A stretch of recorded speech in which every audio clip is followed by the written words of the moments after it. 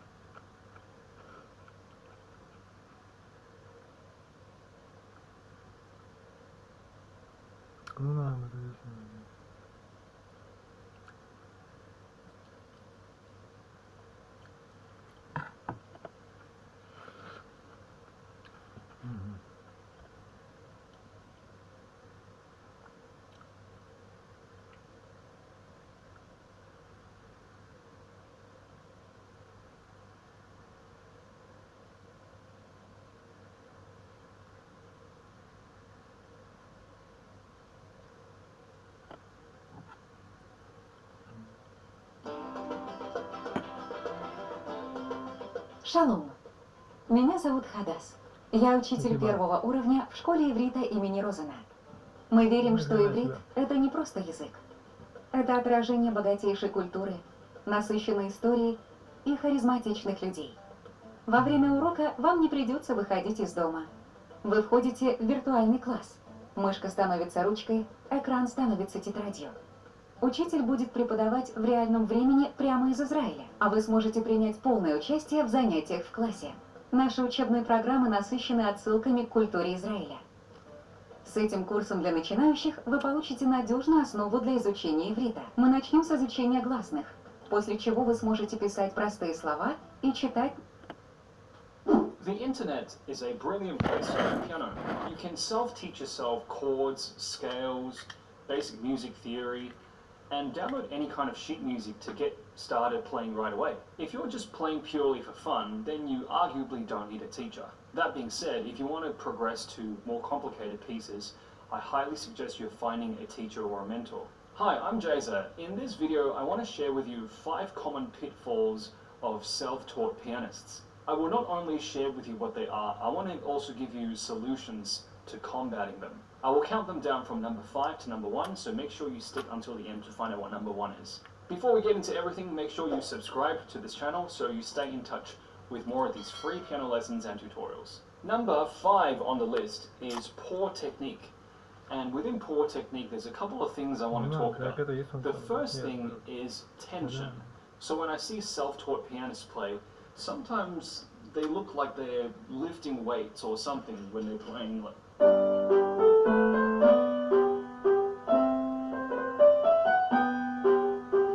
so they sort of have this huge tension in their forearms, and not only can you visibly see it, you can also hear it in their playing. It's not fluent and easy and flowy, and I have huge empathy for this tension problem. It's because when you're playing the piano, it's a highly complex task, right? You have 10 fingers that are doing different things, so it feels like there's 10 different apps that are running at the same time, and you just have one brain to try to make sense of everything and make everything work.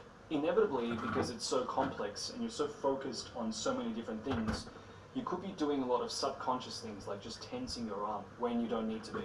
The second thing within poor technique is the poor finger independence. Try an exercise with me, guys. I need your right hand first. Can you please hold down every note in the C position? C, D, E, F, G, like this. Okay, so now I want you to be playing your thumb 8 times, but keep these other 4 pressed down, so like this. And I move on to the next finger, but everything is kept down.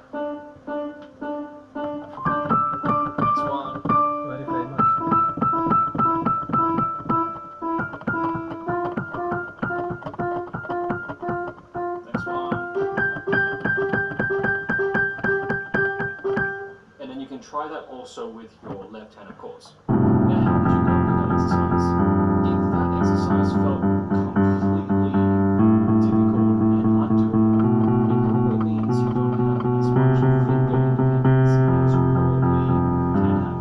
Finger independence is really important in piano playing because, like I was saying before, when you're playing piano, it's a highly complex task and it's almost like having 10 different apps running, and you need each app to do its things so that everything can run smoothly. When you have, for example, a fourth, as a weak finger, when that doesn't have enough finger independence, it's going to start to affect the other fingers too. So it's going to affect, for example, the fifth or the third, when the fourth isn't working properly. Poor technique is an interesting thing to talk about because when you do something for months and years, it becomes ingrained into your subconscious and it's really hard to change it later. Now, wanting to get brilliant technique on piano doesn't happen overnight. It takes years of training. I've been playing the piano for 18 years and I'm still continuing to refine my technique every day. But here are a few quick solutions I have for you. I have 3 things for you. The first thing would be to play with slightly curved fingers, like this.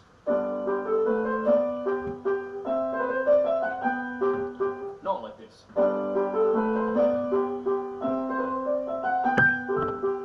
Okay, slightly curved. Second thing is to lower your wrist.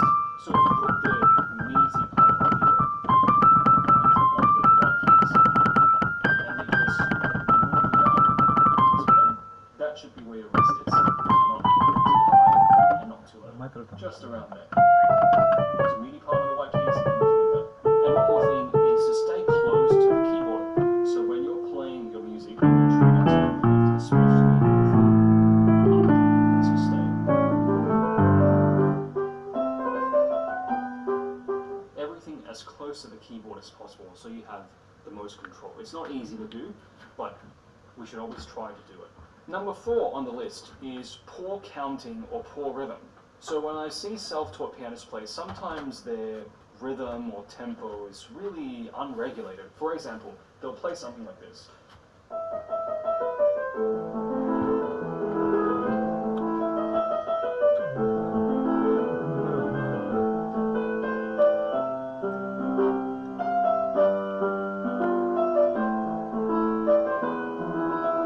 Something like that, when it's supposed to be.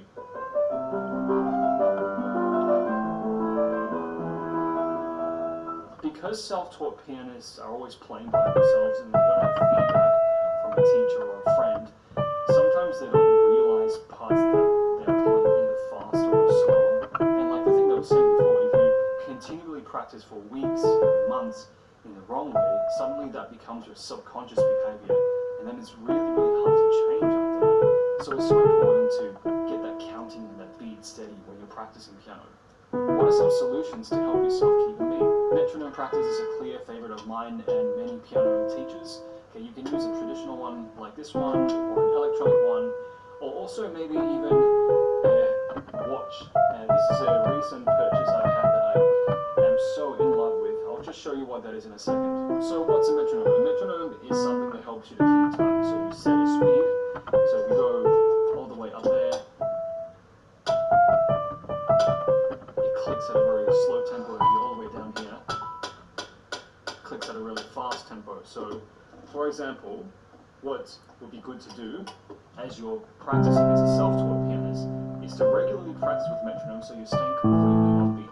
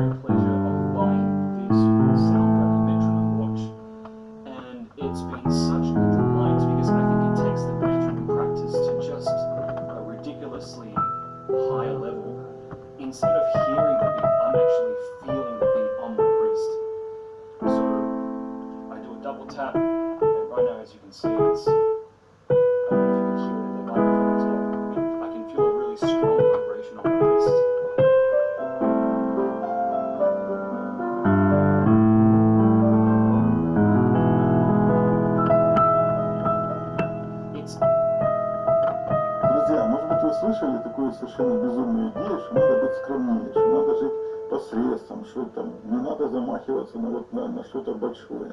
Я говорю, It's just wonderful.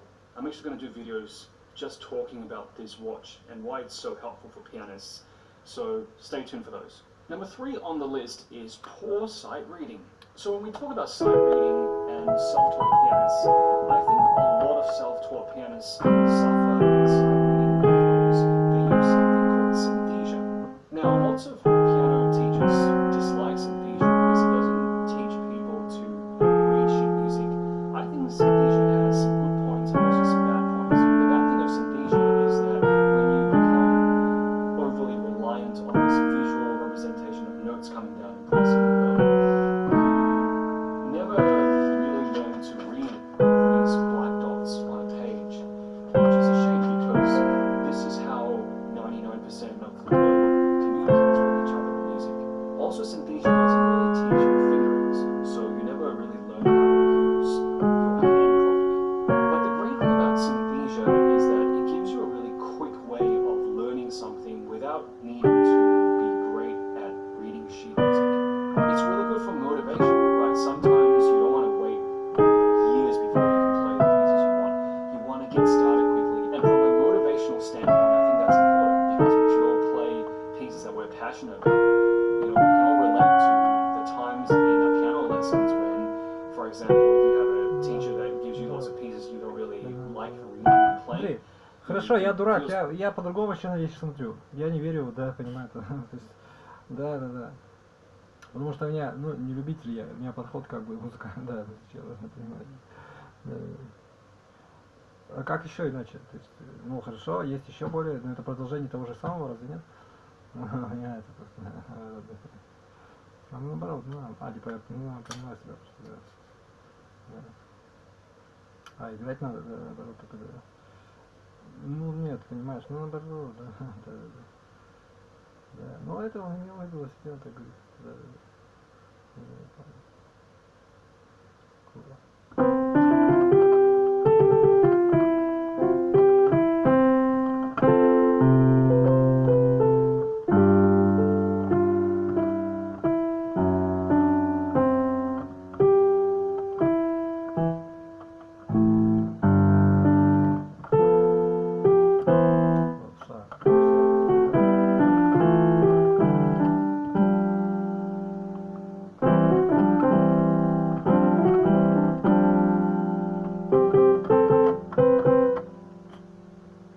Sort of low motivation as you go weekly to your lessons. You just sometimes want to play what you really want to play. So synesthesia is really good for that, giving a quick solution to help people to play what they want to play. But as I said before, synesthesia does have its drawbacks. Okay, learning to read the sheet music is a very essential part of your piano playing journey. Sometimes I think people who have learned on synesthesia for years are sort of like people that can speak a language but don't know how to read and write. It feels like they can get by, but they just have this huge handicap and they can never really go past a certain level.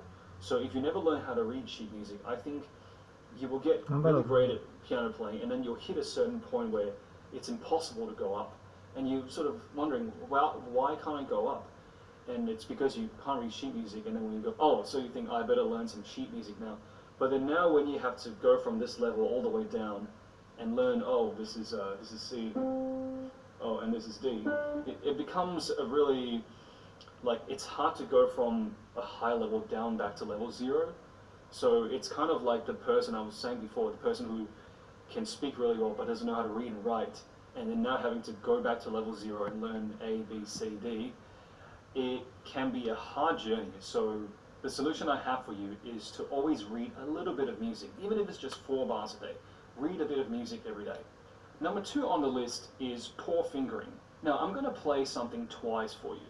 The first playing is how I see a lot of self-taught pianists play, and the second time is the better playing. I want you to see if you can spot any differences in playing 1 and 2. Playing 1 is this.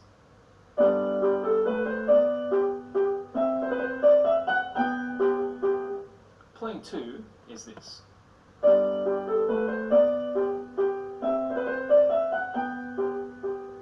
Did you spot any differences?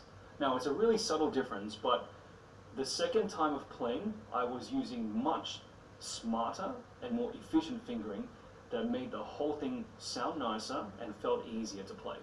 In the first playing, which is what I see a lot of self-pianists do, is... Do you see this? This kind of... If you were to play piano for longer, you'll know that this... Using your 5 to play these 3 notes is just not a smart way of using the pen. It's much smarter to go in this turn, 2, 3, 2, 1. That way you have enough fingers. See that? That's much easier than...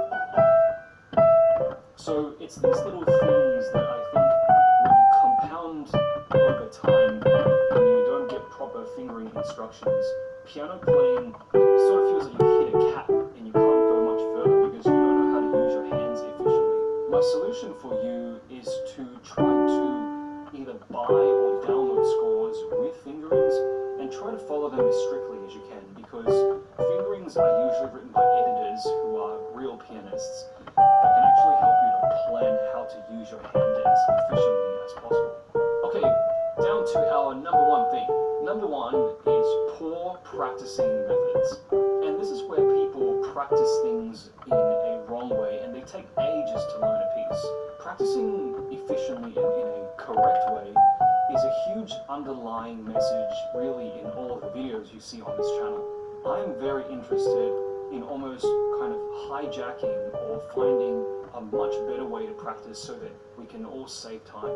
When I look at students or pianists around me, I feel like most people practice in a way that isn't optimal and actually wastes a lot of time. I have a challenge for you. If something that would usually take you about 1 hour to master, if I say to you, you only have today 10 minutes to practice, and I want you to achieve the same results as if you had an hour, how would you do it? Firstly, I want to say that's completely possible because I do this too. I always say to my students, what can take other people 1 hour to do, I can probably do it in 10 minutes or less. Not because I have more experience, but because I have a better way of practicing. There are many, many different ways to practice correctly. There are tons of ways to practice wrongly, but I want to give you one thing to think about today for practicing correctly. One of the ways to practice correctly is definitely to practice in smaller sections and repeat that for 7 times. For example, if we were to play...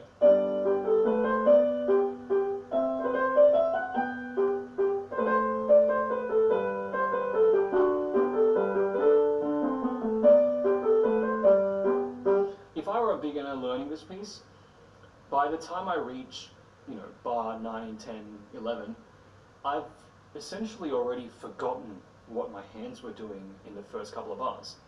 The much better way to practice is to focus, for example, only on the first 2 bars. So, 1, 2, 3, and I usually call it out myself too, so I keep track of it 7 times, and so on and so forth. And when you reach the 7th time, you should feel that in that 7th time, you're not actually needing to think about it too much anymore. It sort of is happening on autopilot. And how wonderful is that? Because that's the whole idea of practice, right? The whole idea of practicing is to practice it so that it becomes in your subconscious and consciously. So that your conscious mind can now think about something else, just to learn more music. So I highly recommend this section is to practice correctly. And one way of practicing correctly is to do it in small sections and repeat it for 7 times. We have come to the end of this video. Which of these 5 things can you relate to the most? Please let me know in the comments below. I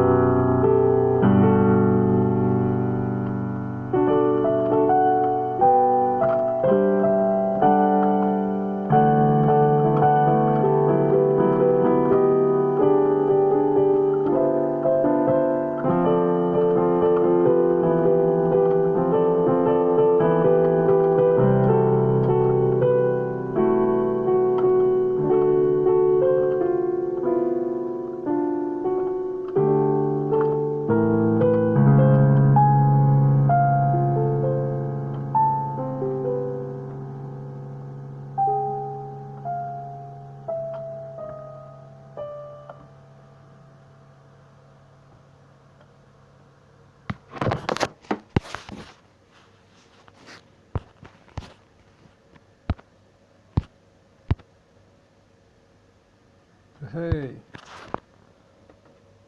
Dum dum dum dum dum dum dum.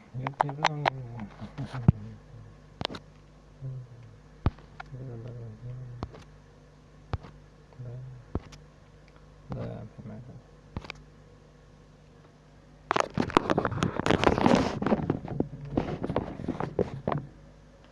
Так.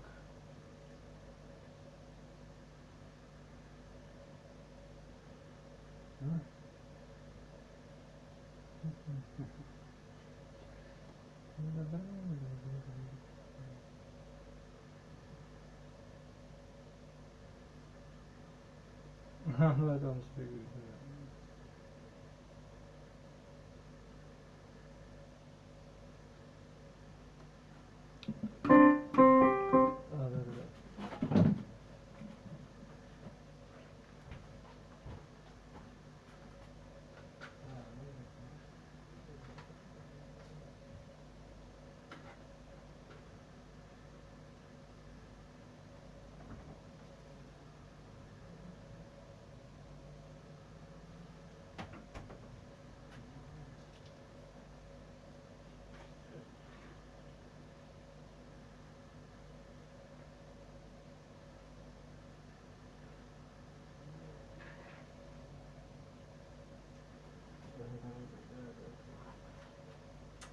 Да. Да, понятно.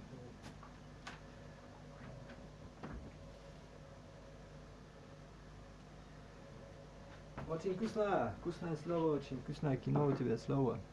Слово. Да. Вот смотри, а нахер оно учится? Да. Ну нет, обиды просто, обиды. Нет.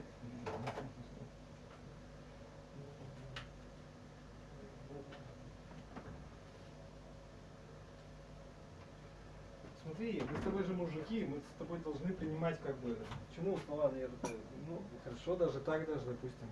Потому что она все равно одна, понимаешь, истина она все равно одна.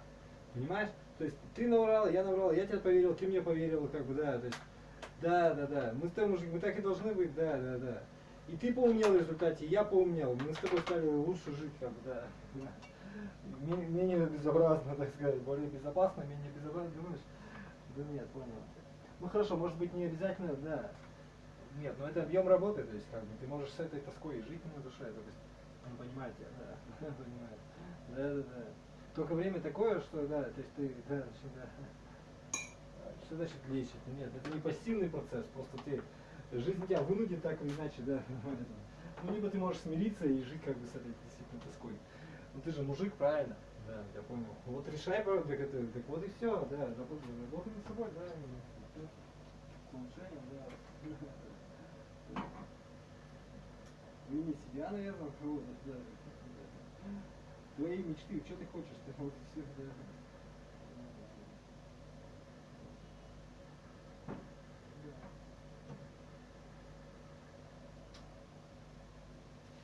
Да. Ну ладно, давай не будем. Деньги это такая тема, что, да, понимаешь. Ты все потерял, пошел работать бомжом, там, понимаешь, давай не будем. Кем-то что-то, все равно какие-то навыки есть, чем-то, да. Да, я понял. Да, понимаешь. Вот, да. Наоборот, только да. Ну, живи тогда, вот, наживай что-нибудь, тогда по кругу ходи, наоборот, да. Ну, наверное, да, как бы, поток течет, потока нет просто. Да, ну, нам это не имеет. Наверное? Ну нет, это себя же. Мне вообще не надо понимать себя просто, да. Ты думал, что я... Ладно, не себе надо. Не себе надо, что ты.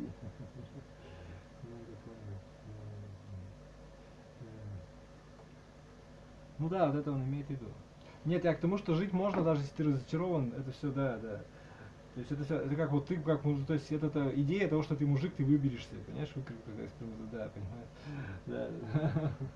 Так так и есть, потому что, да. Да, причем не одним вариантом, да, множество может быть, да. Нет, тебе даже не обязательно предавать, вот, то есть отказываться от чего-то там, вот, да, я понимаю. Просто делать это надо как-то по-другому, в новом качестве, скажем так, да. Да, я понял тебя просто, да. Ну, дворщик это как, да, наоборот. Просто я думаю, как. Да, наоборот, понял это, правильно говорю. Поэт просто и все, да. Перерос сам себя просто и все. Это нормально, да, понимает он тебя просто. Кого бить будешь за это наоборот, я понял, что просто. Ну да. Ну ладно,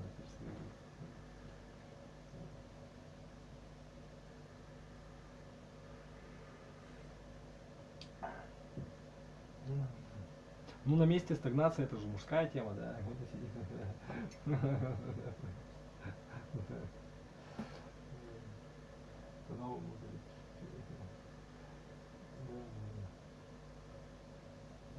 А видишь, такая получается тема, что да, ну да, по идее так. А какая истина? Надо работать. Вот моя истина, я тебе так скажу. Вот моя версия такая. Я, может,